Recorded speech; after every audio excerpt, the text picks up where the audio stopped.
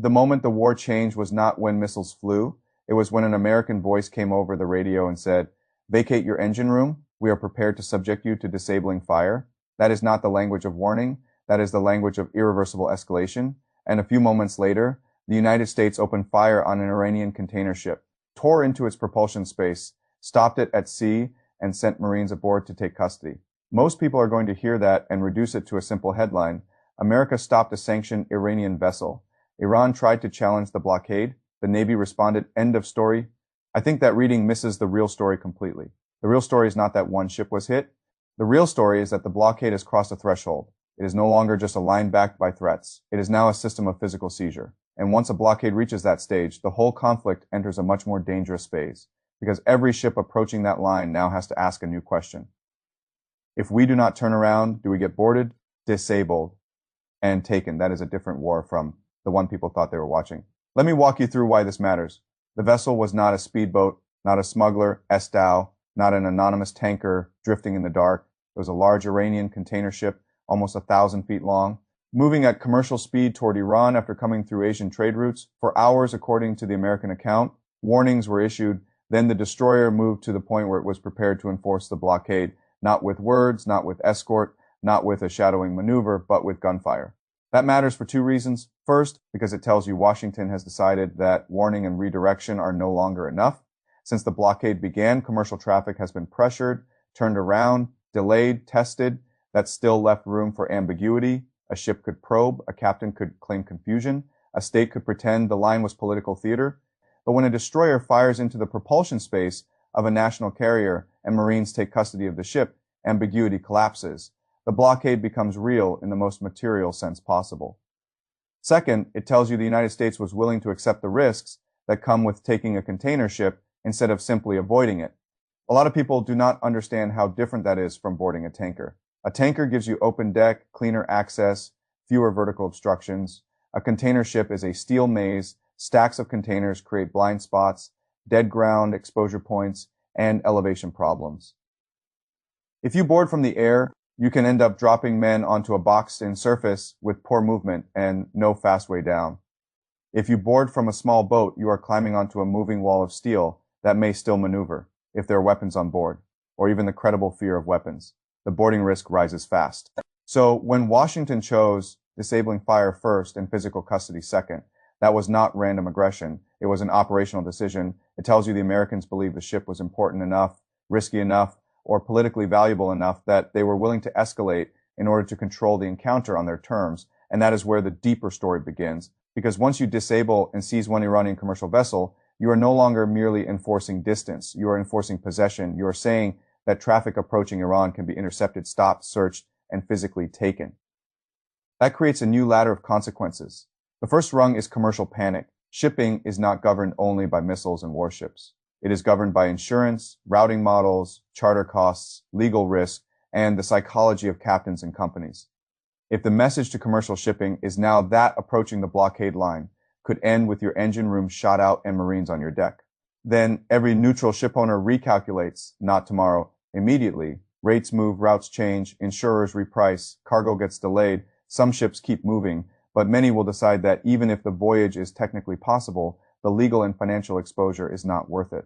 The second rung is diplomatic humiliation. Iran can absorb material damage better than humiliation. In this particular moment, a state under blockade can tell its people it is resisting, it can tell its allies it is enduring, it can point to losses and call them sacrifice.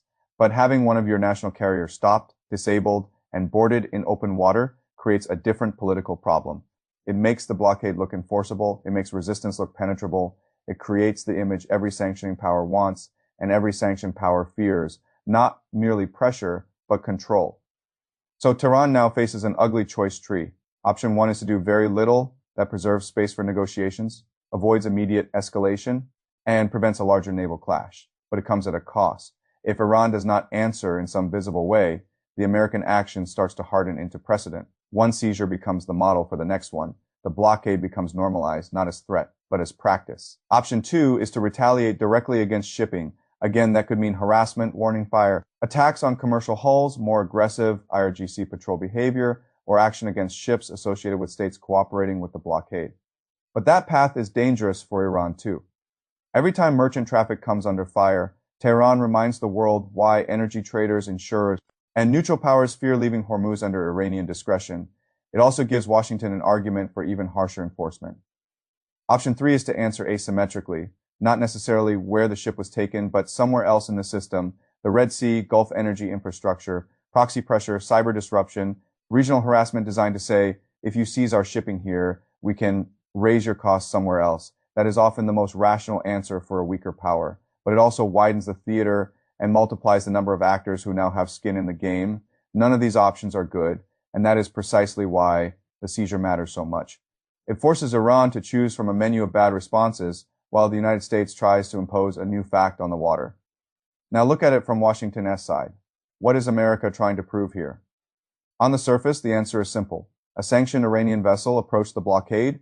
It did not comply. The Navy enforced the rules, but the strategic answer is larger than that. Washington is trying to prove that the blockade is not porous, not symbolic, and not dependent on voluntary obedience. It is trying to show that if a state tries to turn commercial shipping into a test of political will, the United States can turn that test back around and impose consequences ship by ship. This is especially important because the ceasefire clock is still hanging over the whole conflict. Negotiations have not produced final resolution. Every actor is trying to enter the next round with leverage. In that context, seizing a ship is not only a naval act, it is a bargaining signal. It says to Tehran, if you think time automatically works for you, it may not. If you think the blockade is something you can probe indefinitely, maybe not. If you think the Americans are only drawing lines they are afraid to enforce, look again. Here's the problem: Washington now owns taking a ship is easier than finishing the story that follows. A disabled container vessel is not a tweet. It is an 80,000-ton logistical problem. Where do you tow it? Who inspects it? How do you unload containers if contraband is suspected? Which port is willing to receive it? What legal framework governs custody, search, cargo claims, crew treatment, and insurance disputes? A tanker can sometimes be handled within familiar sanctions playbooks. A big container ship full of stacked boxes is a floating evidence room and a floating headache at the same time. And the political problem is just as large if the cargo turns out to be ordinary trade goods. Iran will say Washington attacked a civilian commercial ship to dramatize a blockade it cannot justify. If the cargo includes sanctioned or dual-use material, Washington will say the seizure was necessary and vindicated. Either way, the confrontation does not end at the moment of boarding. It merely changes form. That is why I think today is less about one ship than about the threshold the conflict just crossed. Before this, the blockade could still be discussed as a contest of warnings, routes, and signaling. After this, it has entered the era of examples. Every captain in the region now has an example. Every insurer has an example. Every government with ships moving toward Iranian ports has an example. And examples change behavior faster than statements do. There is another layer here that matters a lot. The ship was coming in from Asian trade routes. That means this is not only a US-Iran naval story, it also touches the wider question of who is still willing to feed trade into Iran under pressure and how far Washington is prepared to go to make that costly. That matters for China. It matters for regional traders. It matters for every state that thinks it can sit one step removed from the conflict while still doing business around it. Once a blockade starts producing seizures, passive ambiguity gets harder. Countries and companies have to decide whether they are merely watching the conflict or underwriting it through commerce. And that is why this moment sits inside a larger strategic contest. Iran has spent weeks trying to show that pressure on shipping gives it leverage. The United States is now trying to show that enforcement against shipping gives it leverage.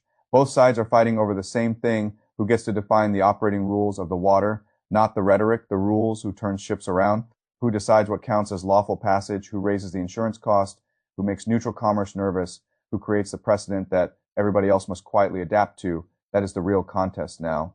And once you see it that way, the next few days become easier to read. Watch whether more ships test the line after this seizure. If almost nobody does, then the action succeeded not only tactically but psychologically. Watch whether Iran answers at sea through proxies or through negotiation language. That tells you which branch of the response tree Tehran thinks is least costly. Watch whether Washington repeats this model quickly. One seizure can be explained as exceptional, 2 or 3 turn into doctrine. Watch the talks. If diplomacy resumes under the shadow of this action, then the ship was not only a naval target, it was leverage built in steel. And watch commercial behavior more than official speeches. Governments can say anything. Freight markets, insurers, and captains usually tell you faster what they really believe about risk. Let me end with the hardest truth in this story. People think escalation is always loud. Sometimes it is. Sometimes it comes with missiles, speeches, and dramatic headlines. But some of the most consequential escalations are procedural. A warning becomes disabling fire. Disabling fire becomes boarding. Boarding becomes custody. Custody becomes precedent. Precedent becomes the new reality. Everybody insists is temporary, right? Up until the moment it is not. That is why the ship matters. Not because one engine room was hit, not because one crew was stopped, not even because one vessel changed hands at sea. It matters because today the blockade stopped being a line and became a mechanism. And once a blockade becomes a mechanism, the question is no longer whether it exists. The question is whose ship gets taken next.